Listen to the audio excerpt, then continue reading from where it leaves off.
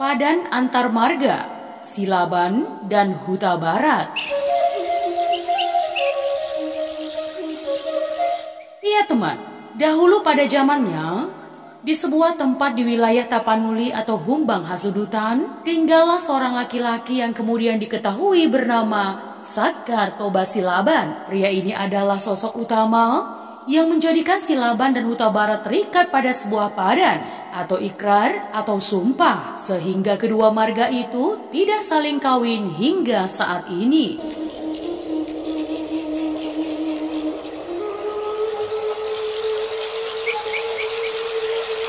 Ya, konon katanya teman, Sakar Toba adalah anak semata wayang yang tumbuh sebagai anak yatim piatu. Sejak kecil teman, ia hidup tanpa kedua orang tuanya karena ayah dan ibunya mati dibunuh saat Sakar Toba terbilang masih sangat kecil. Oleh karena itu, mau tidak mau ia harus hidup dengan orang lain.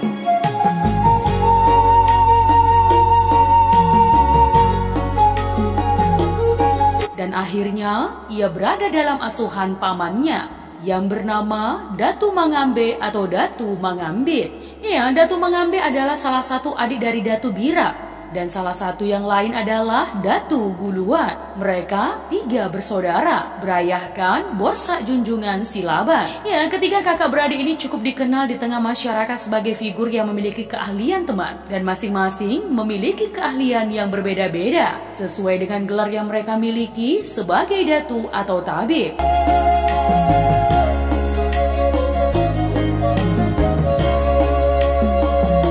Sepeninggal kakaknya, Datu Mangambe sungguh menaruh rasa iba kepada Sakar Toba keponakannya yang harus menjalani hidup tanpa ayah dan ibu sejak dari kecil. Melihat situasi yang menimpa keponakannya itu, Datu Mangambe kemudian menaikkan ikrar di hadapan jenazah kakaknya bahwa ia tidak akan menikah sebelum keponakannya Sakar Toba menikah dan akan mendampingi Sakar Toba tumbuh hingga dewasa.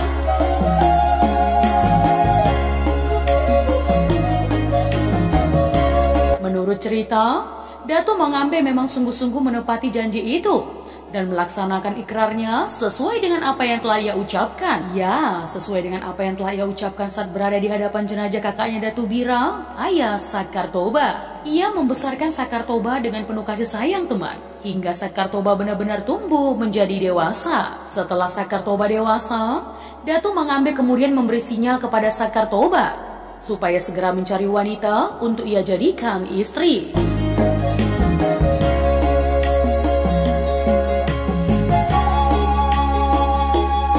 Ya, Datu Mangambe memiliki alasan yang kuat untuk melakukan hal itu teman, agar keturunan kakandanya Datu Bira terus tumbuh dan berkelanjutan. Ya, tentu saja Sakar Toba menolak permintaan pamannya Datu Mangambe saat itu. Sakar Toba melakukan itu bukan tanpa alasan, bukan pula karena tidak mengindahkan perintah pamannya Datu Mangambe, tetapi semua itu ia lakukan karena ia sendiri melihat pamannya Datu Mangambe masih melajang.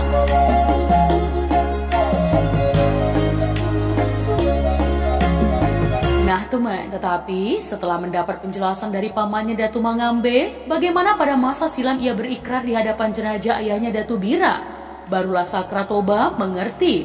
Ya, setelah memahami dengan sungguh apa yang telah terjadi pada masa lalu antara pamannya Datu Mangambe dengan ayahnya Datu Bira, kemudian Sakar Toba segera mempersiapkan segala kebutuhan untuk sebuah perjalanan, untuk segera melaksanakan perintah pamannya Datu Mangambe.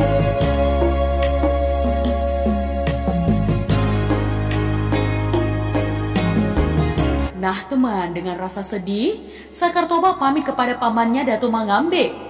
Ia merasa terharu sebab hanya untuk dirinya, pamannya rela tidak menikah hingga usianya jauh melebihi usia layaknya menikah. Sakar Toba bersujud di hadapan pamannya Datu Mangambe, mohon doa restu, lalu pergi. Dengan semangat yang besar dan termotivasi oleh pengorbanan pamannya, kemudian Sakar Toba melangkah meninggalkan pamannya Datu Mangambe di kampung halaman, menuju ke arah selatan, dengan harapan ia akan menemukan tambatan hati, seorang wanita yang kelak menjadi pendamping hidup dan menjadi ibu dari anak-anaknya.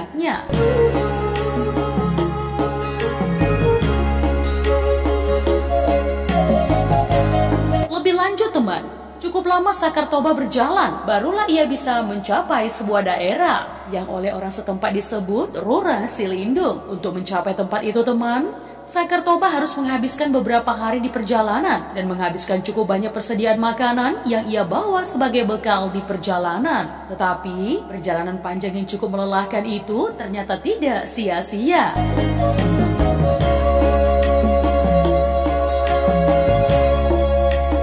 Ya, nun jauh di ujung sana, Sakartoba dapat melihat kepulauan asap putih menjulang ke angkasa. Pertanda di dekat situ ada pemukiman warga. Dan dengan demikian, perjalanannya tidak lama lagi akan segera sampai. Ya, mengingat tempat yang ia tuju sudah berada di depan mata, Sakartoba mempercepat langkahnya. Dengan harapan ia bisa sampai lebih cepat.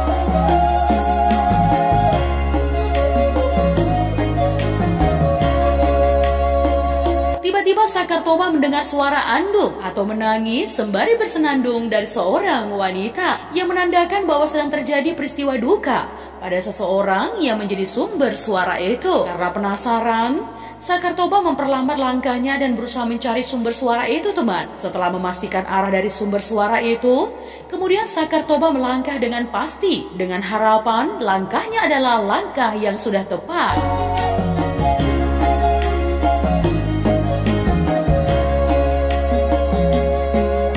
Semakin kaki Sakartoba melangkah, semakin dekat suara andung. Dan betul, suara itu berasal dari seorang wanita. Kemudian Sakartoba melihat sebuah dangau atau gubuk berdiri tinggi. Tempat dari mana sumber suara itu berasal. Lalu dengan berlahan penuh kewaspadaan, Sakartoba menaiki dangau itu. Dan Sakartoba tertegun. Ia melihat seorang wanita muda duduk sendirian tengah menangis sembari bersenandung. Setelah memperkenalkan diri, lalu Sakartoba selaban bertanya kepada wanita itu, siapa gerangan wanita itu? Dan kenapa sampai menangis hingga wanita meratap seduka itu?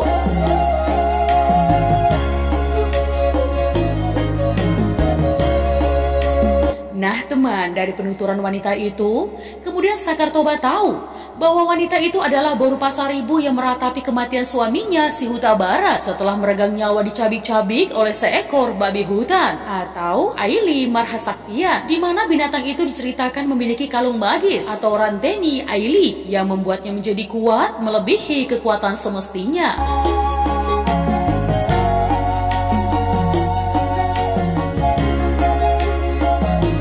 Ketika Sakartoba bertanya kepada Boru Pasaribu, mengapa tidak segera pulang untuk memberitahukan peristiwa itu kepada warga sekampung. Ia memberitahukan bahwa ia bertahan di dangau karena tidak berani turun, khawatir babi hutan itu masih menunggunya di bawah dangau. Itulah sebabnya ia menangis atau mengandung dengan keras, dengan harapan ada seseorang yang melintas dan mendengar suara andungannya. Dan bersyukur teman, karena Sakartoba kebetulan melintas di sekitar danau.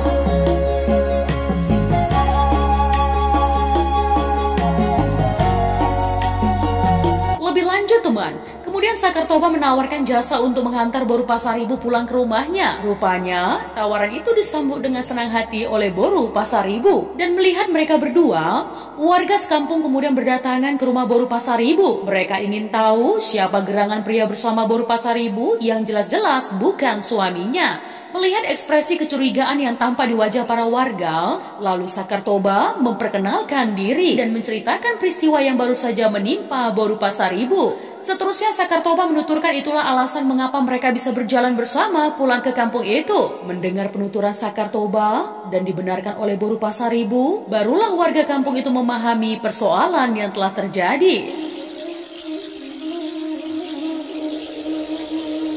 Ya, kemudian Boru Pasaribu mengungkapkan pernyataan berupa sayembara bahwa barang siapa yang mampu membunuh babi hutan itu dan membawa kepala binatang liar itu di hadapannya, maka apapun yang ada di dalam rumah Boru Pasaribu boleh diambil untuk mereka miliki. Boru Pasaribu menyatakan ungkapan berupa sayembara itu di hadapan penduduk desa dan siapa saja yang hadir pada saat itu, termasuk Sakartoba.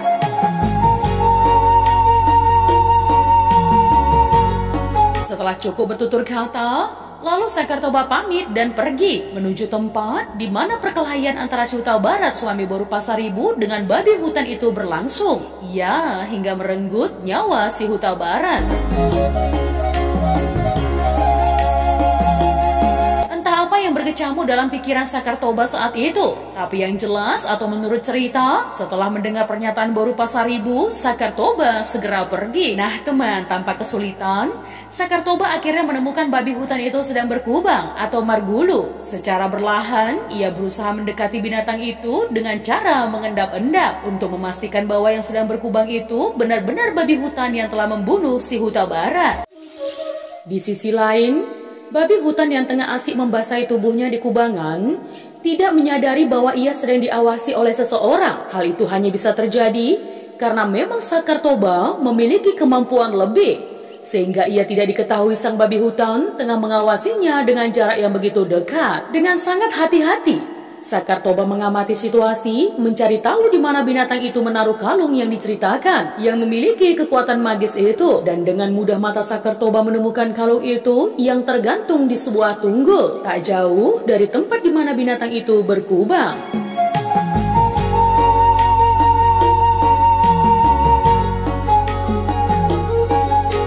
Menurut cerita nih temannya, kalung itu tidak boleh kena air. Jika sampai kena air, kekuatan magis kalung itu akan hilang dengan sendirinya. Ya, karena itu setiap binatang itu berkubang, kalung itu selalu dilepas, diletakkan di tempat yang jauh dari kemungkinan kena air. Nah teman, dengan berlahan, Sakartoba berusaha bergeser dari tempat di mana ia bersembunyi. Dan dengan membawa sebatang bambu panjang yang kecil, ia berusaha menaiki sebuah pohon yang berada tidak jauh dari tunggul, di mana binatang itu menempatkan kalungnya.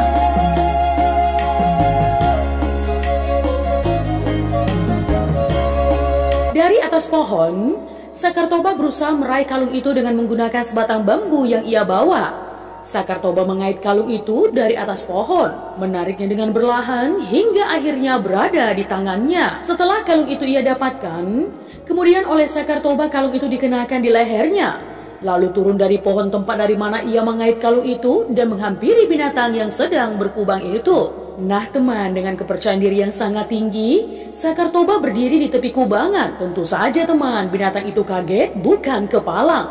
Ia mengetahui seorang manusia ada di dekatnya. Bergegas binatang itu keluar dari kubangan dan berusaha untuk meraih kalung yang olehnya ditempatkan di atas sebatang tunggul. Tapi sayangnya teman, kalung itu sudah tidak berada di tempatnya. Dengan amarah yang tak terkendali, binatang itu mengejar Sakartoba, lalu menyeruduknya berusaha untuk membunuhnya.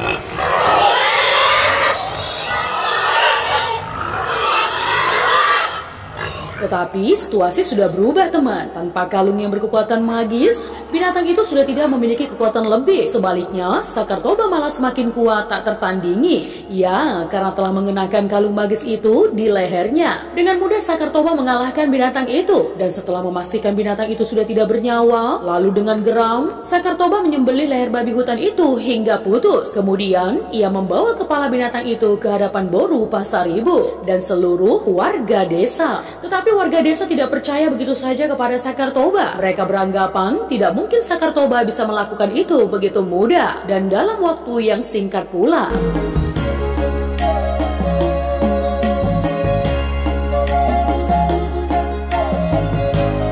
Mereka tidak tahu bahwa Sakartoba adalah seorang pria yang memiliki kemampuan di luar kemampuan manusia pada umumnya. Keahlian itu ia dapat setelah ia berguru cukup lama dan mendapat ilmu dari pamannya Datu Mangambe. Nah teman, untuk membuktikan bahwa Sakartoba sungguh telah membunuh binatang liar itu, lalu warga desa bersama Sakartoba sepakat untuk mendatangi tempat di mana Sakartoba melumpuhkan babi hutan itu. Setibanya di tempat di mana peristiwa itu terjadi, penduduk desa melihat binatang itu telah terkulai tak bernyawa. Lalu penduduk desa membedah binatang itu, mencabik-cabiknya hingga menjadi potongan-potongan kecil.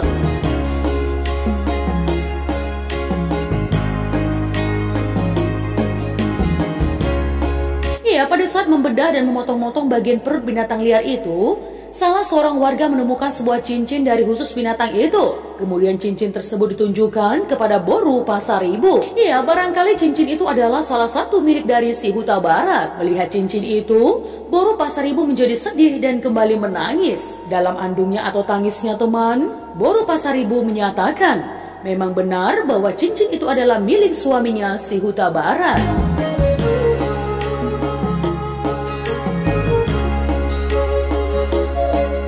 Selesai Selain sudah keraguan warga desa kepada Sakartoba, penemuan cincin dari usus Aili atau babi hutan sudah cukup untuk dijadikan bukti bahwa binatang itulah yang menyeruduk si Huta Barat hingga tewas dan memakan seluruh tubuhnya. Kemudian seluruh warga desa bersama Sakartoba meninggalkan begitu saja bangkai binatang itu berserakan tanpa menguburkannya terlebih dahulu dan kembali ke desa.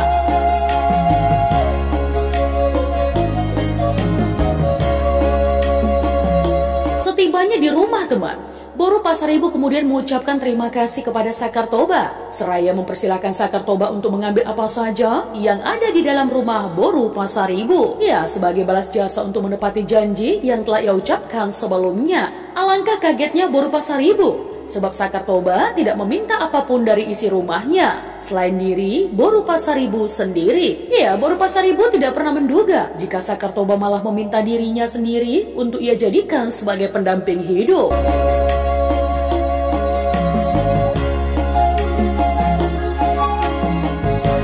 Nah teman, situasi di dalam rumah menjadi hening mencekam. Semua warga yang hadir di rumah Boru Pasaribu tidak menduga jika Sakartoba meminta Boru Pasaribu untuk diambil menjadi miliknya. Tentu saja warga desa keberatan dengan pilihan Sakartoba. Warga desa yang terbilang didiami warga satu rumpun marga serupa dengan marga suami Boru Pasaribu tentu punya alasan yang tepat untuk menaruh keberatan jika istri kerabatnya yang tengah mengandung harus dipersunting orang lain yang berasal dari marga yang berbeda pula.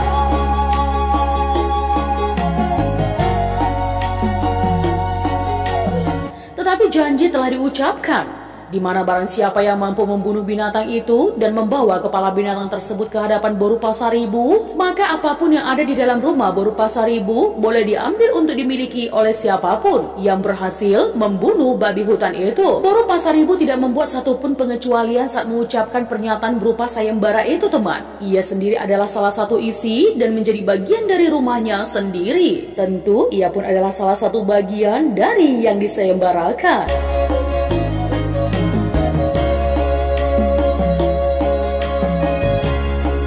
Nah teman, warga desa dan pemangku adat yang tidak bisa berkelit lagi dan akhirnya menyerahkan sepenuhnya kepada Boru Pasaribu untuk mengambil keputusan.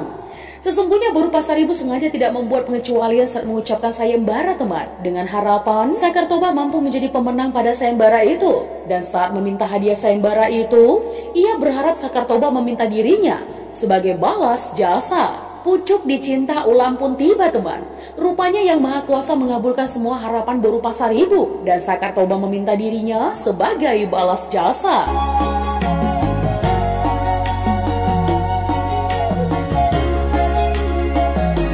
Nah teman, setelah warga desa dan pemangku adat menyerahkan sepenuhnya kepada Boru Pasaribu untuk mengambil keputusan, dan ia memutuskan untuk menyanggupi permintaan Sakartoba. Hanya saja teman, Boru Pasaribu mengajukan persyaratan bahwa Sakartoba tidak boleh menggauli Boru Pasaribu sebagai lazimnya pasangan suami istri sepanjang wanita itu mengandung benih si Huta Barat yang pada saat itu sedang berada dalam rahimnya.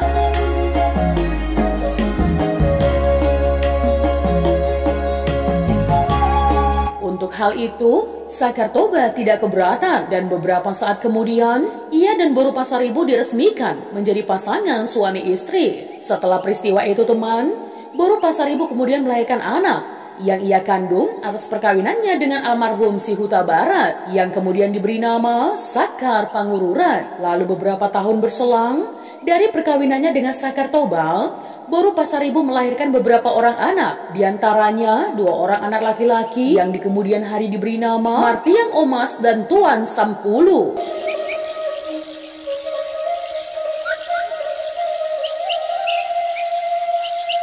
Lebih lanjut teman, Sakar Pangururan tumbuh dan berkembang bersama kedua adiknya, tumbuh besar dalam rumah yang sama. Namun Sakar Pangururan beda marga dari kedua adiknya. Sakar Pangururan bermarga Huta Barat, sementara kedua adiknya bermarga Silaban. Menyadari hal itu, lalu muncul kekhawatiran kalau kelak di kemudian hari keturunan 3 bersaudara itu akan saling menikah satu sama lain. Sebab dengan marga yang berbeda tanpa sebuah ikatan janji, kemungkinan untuk saling kawin di kemudian hari sangat besar peluang terjadinya.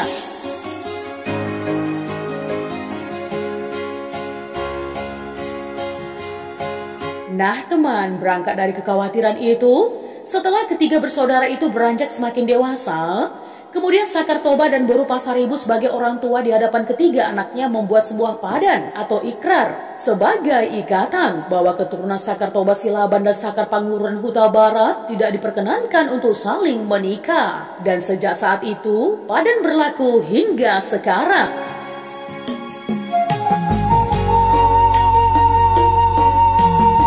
Ya, beberapa tahun berselang teman. Setelah ketiga putranya menanjak semakin dewasa, Sakartoba membawa anak dan istri berkunjung ke kampung halamannya. Setibanya di sana teman, pamannya Datu Mangambe terkejut bercampur bahagia melihat keponakannya datang bukan hanya bersama istri. Ya, tetapi ia datang juga bersama anak-anaknya. Kebahagiaan Datu Mangambe semakin membahana mengingat ikrar dengan kakandanya Datu Bira telah terlaksana dengan baik. Setelah itu Datu Mangambe kemudian melepas ikatan ikrar lalu menikah beberapa kali dengan maksud untuk mengejar ketertinggalan dirinya dari sisi jumlah dan silsilah keturunan.